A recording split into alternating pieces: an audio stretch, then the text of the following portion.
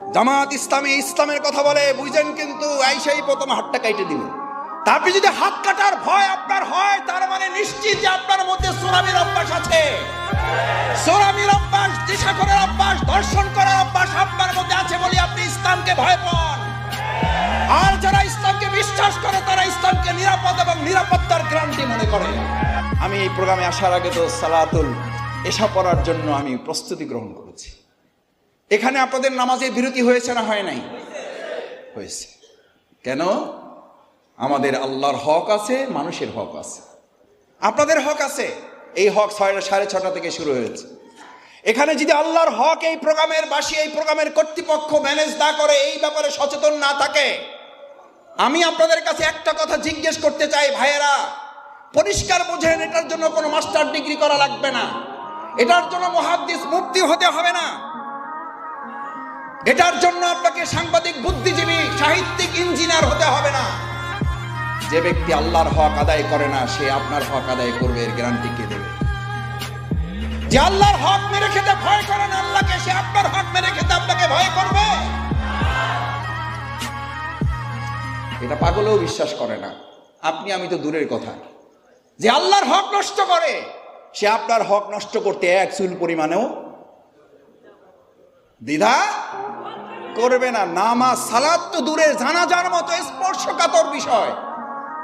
আমি দাঁড়িয়েছি একসাথে 12 দল 13 দল, অমুক মঞ্চ তমুক মঞ্চ, আলহামদুলিল্লাহ আন্দোলন সংগ্রামের কারণে এক কাতারে দাঁড়াতে হয়েছে, জানাজার কাতারেও দাঁড়াতে হয়েছে। আমি বললাম যে ভাই তাহলে আপনি দাঁড়ান, আমি একটু উজু করে আসি। কয় মাসুদ ভাই তাহলে উজু করতে পারবে না, এসে জায়গা পাবেন না। আল্লাহ ভালো জানেন যে আদৌ উনি উজু সহ সালাত জানাজা আদায় করেছেন নাকি উজু ছাড়াই চালিয়ে দিয়েছেন। কারণ যে আল্লাহর হক নষ্ট করে, সে আপনার হক নষ্ট করতে দ্বিধা করবে না।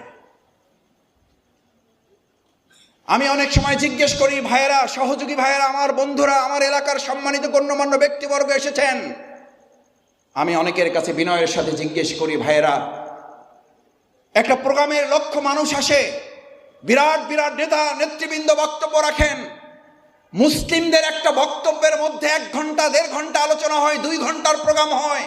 ওই 2 ঘন্টার প্রোগ্রামে যদি 2 সেকেন্ডের জন্য এক আল্লাহ আল্লাহ রসুল, দুনিয়ার পাশে পরকালের কথা যেখানে সেখানে উচ্চারিত না হয়, ওটা আসলে কোনো প্রোগ্রাম না, ওটা হচ্ছে মুসলিমদের সাথে প্রতারণা করার শামিল।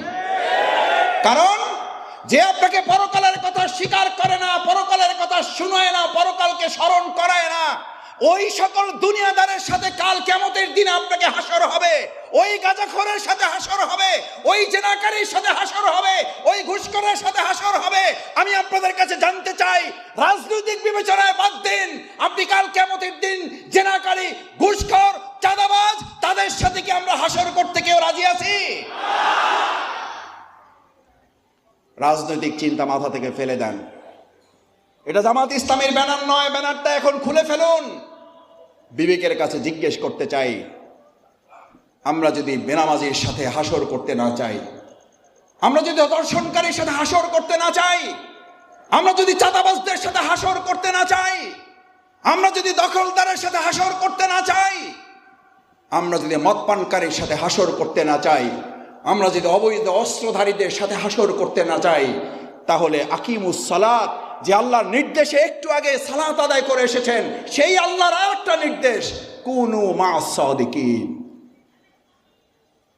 তোমরা কার সঙ্গী হও? জেনাকারীর? তোমরা কার সঙ্গী হও? মদখোরকারীর? তোমরা কার সঙ্গী হও? ধর্ষণকারীর? কার সঙ্গী হওয়ার জন্য আল্লাহ নির্দেশ দিয়েছেন? সত্যবাদী। জামাতের সঙ্গী হতে হবে না, জামাতের সঙ্গী হয়েন না কেউ।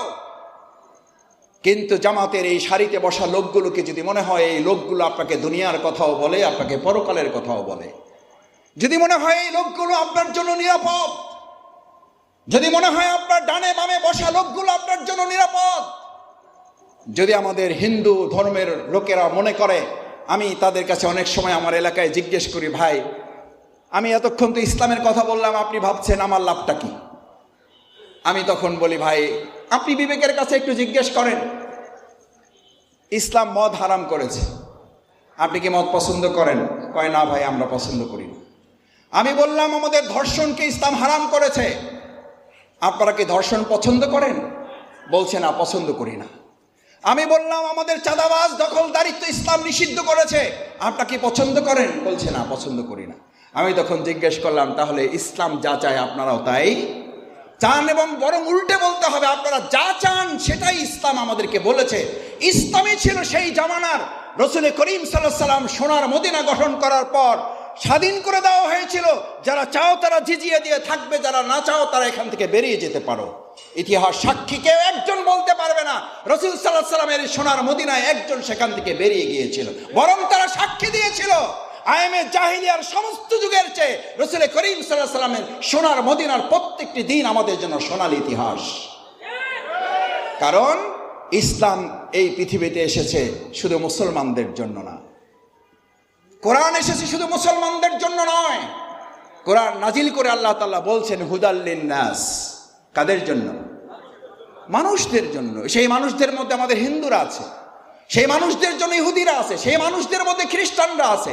সেই ইসলামের কথা বললেই একটা ভয় আপনাদের মধ্যে ধরিয়ে দেয়। আল্লাহর ভয় করে না, ইসলামকে ভয় করে। কি ভয় দেখায়?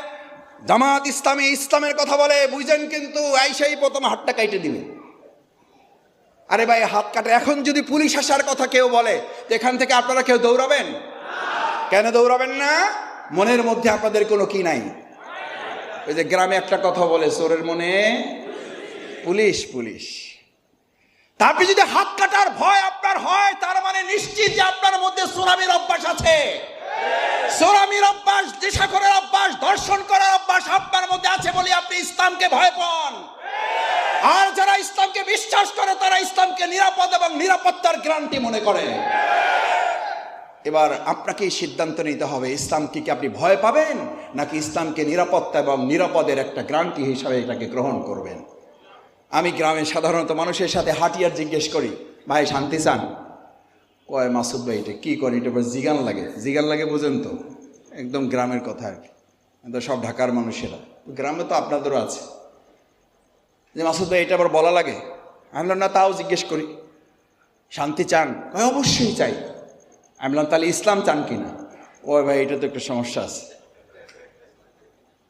আমাদের অবস্থা হইল, দুর্ভাগ্যটা হইল, আমরা শান্তি চাই কিন্তু কি চাই না। অথচ পৃথিবীর নিশ্চিত আজকে থেকে পৃথিবীর সৃষ্টি শুরু থেকে এখন পর্যন্ত এবং পৃথিবী যতদিন থাকবে, প্রিয়নবী মুহাম্মদ রাসূলুল্লাহ সাল্লাল্লাহু আলাইহি ওয়াসাল্লাম হিলফুল ফজল গঠন করে 4 দফা 5 দফা কর্মসূচি ঘোষণা করেছিলেন না করেন নাই? ইতিহাস সাক্ষী, তার সেই 4 দফা কর্মসূচি ধারাবাহিকতা সফলতা পেয়েছে মহাগ্রন্থ আল কোরআনের ওহীর জ্ঞান আসার পরে।